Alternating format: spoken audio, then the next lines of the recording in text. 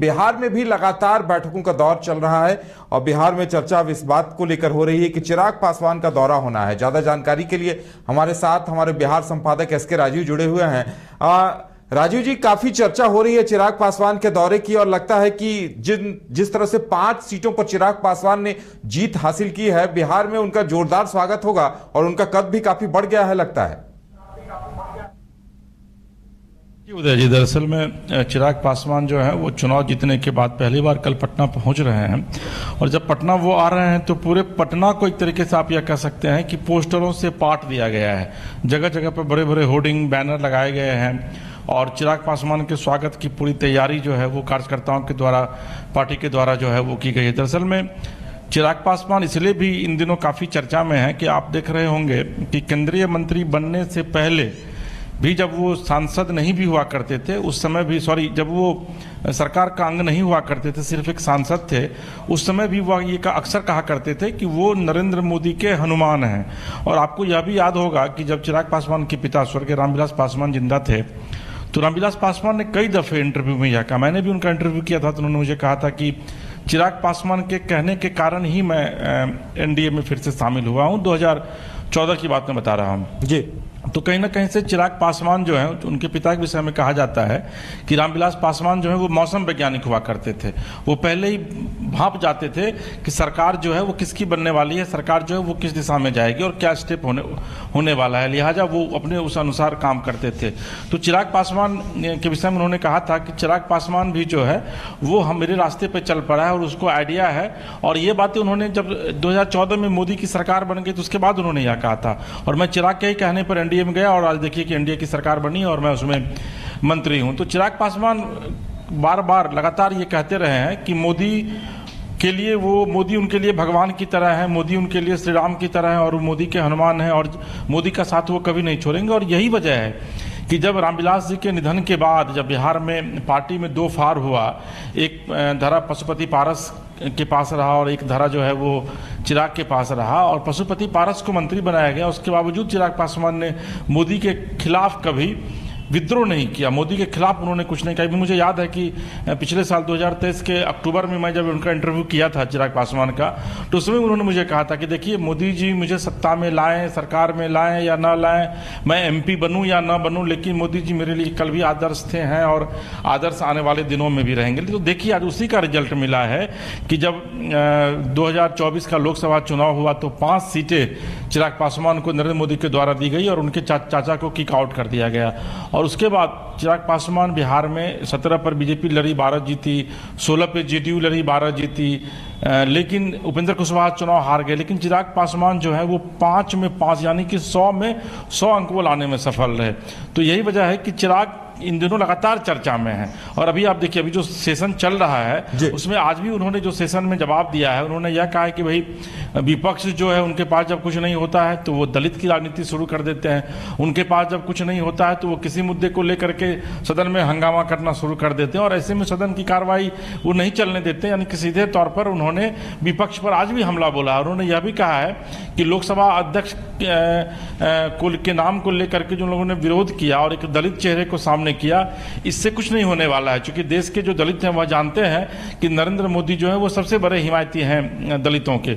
यही वजह है कि चिराग का कद लगातार बढ़ता चला गया और आज केंद्र में देखिए कि जो विभाग उनके पिता रामविलास पासवान के पास हुआ करता था, जो विभाग उनके चाचा के पास हुआ करता था, उसी विभाग को लेने में न सिर्फ वो सफल रहे बल्कि कैबिनेट मंत्री का दर्जा, इवन कि आप अगर देखें तो जेडीयू को जो विभाग दिया गया है रण सिंह को, उससे ज्यादा महत्वपूर्ण विभाग है खाद्य प्रसंस्करण विभाग, जिसकी जिम्मेदारी चिराग को दी गई है। तो मोदी के भी विश्वास पर जो है चिराग पासवान खरे उतर रहे हैं और कल चिराग पासवान अपने पूरे 5 सांसद के साथ पटना पहुंच रहे हैं, लिहाजा पटना में उनके स्वागत की भव्य तैयारियां की गई हैं। बिल्कुल। और इसके साथ ही देखिए चिराग पासवान आएंगे तो बिहार की सियासत में क्या असर पड़ेगा ये भी देखने वाली बात होगी। बात करेंगे एक और अहम खबर की जो बिहार से आ रही है। बिहार में लगातार ये बातें हो रही थी कि नियुक्तियों का पिटारा खोल दिया जाएगा, तो अब बीपीएससी ने भी तीसरी शिक्षक परीक्षा बहाली के लिए शेड्यूल जारी कर दिया है और उसे लेकर भी बिहार में तैयारियां अपने चरम पर हैं। हम आपको बता दें कि बहुत जल्द परीक्षा होनी है। शेड्यूल के मुताबिक 19 जुलाई से 22 जुलाई के बीच ये परीक्षा आयोजित की जानी है और इसे लेकर शेड्यूल जारी कर दिया गया है। ये तीसरे चरण की शिक्षक भर्ती परीक्षा होगी। राजीव जी हमारे साथ जुड़े हुए हैं। राजीव जी, वाकई में जो घोषणाएं की जा रही थी, लगातार कहा जा रहा था कि 40,000 बहालियों का रास्ता साफ होगा, तो पहला कदम तो बढ़ा दिया गया है लगता है।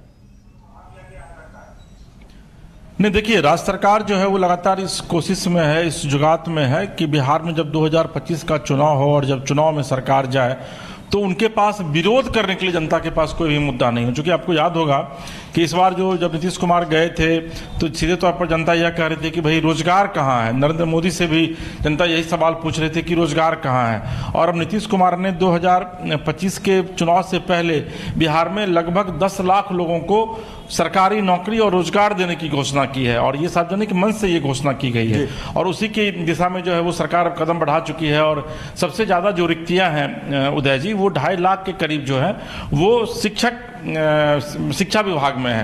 यानी कि शिक्षकों की जो है वो बिहार में बड़ी संख्या में बहाली होने वाली है। अभी देखिए 11,000 बहालियां जो है वो राजस्व विभाग में निकाला गया है, रेवेन्यू डिपार्टमेंट में। 45,000 के करीब विभाग जो है वो स्वास्थ्य विभाग में है, वो भी स्वास्थ्य विभाग में बहुत जल्दी जो है वो निकाला जाएगा। तो सरकारी नौकरी की अगर आप सिर्फ बात करेंगे तो लगभग 5 से 7 लाख वैकेंसी जो है वो सरकारी नौकरी में। और इसके बाद राज्य सरकार यह भी इस कोशिश में भी लगी हुई है कि कहीं ना कहीं से जो निजी जो संस्थान है उनको भी बिहार में लाया जाए। जो औद्योगिकरण की दिशा में जो बिहार आगे लगातार बढ़ रहा है, तो यहाँ नए नए उद्योग लगाए जाए ताकि लोगों को उसमें रोजगार मिल सके। तो सरकार जो है वो हर एक तरफ काम कर रही है। उद्योग विभाग को बहुत ज्यादा मजबूत बनाया जा रहा है ताकि उद्योग की नई नई संभावनाओं को सरकार तलाश सके। जो बड़े बड़े उद्योगपति हैं देश में उनको आने वाले दिनों में इन्वाइट किया सके और किया भी गया। अभी देखिए कि अडानी जो है वो नवादा में एसीसी का प्लांट जो है वहां पर वो अडानी लगा रही है।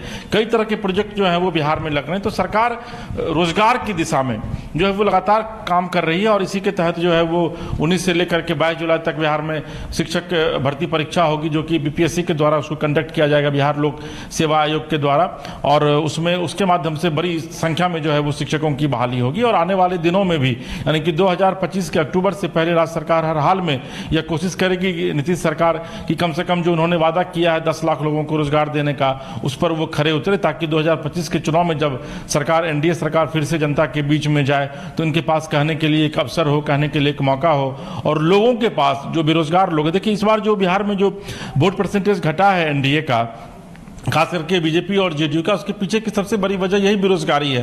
क्योंकि जो युवा जो है उनको लगा कि भाई नरेंद्र मोदी ने वादा किया था हर एक साल 1 करोड़ नौकरी देने का, उस वादे में मोदी सफल नहीं हुए। अग्निवीर जैसी योजनाएं को जो है सो लॉन्च किया गया, लेकिन वो योजना भी जो बहुत ज्यादा सक्सेस नहीं रही और उसका भी लोग विरोध कर रहे थे। आप देखे होंगे कि अब उसमें भी टेन्योर को बढ़ा दिया गया, 3 से 7 साल कर दिया गया उसको भी बढ़ा करके।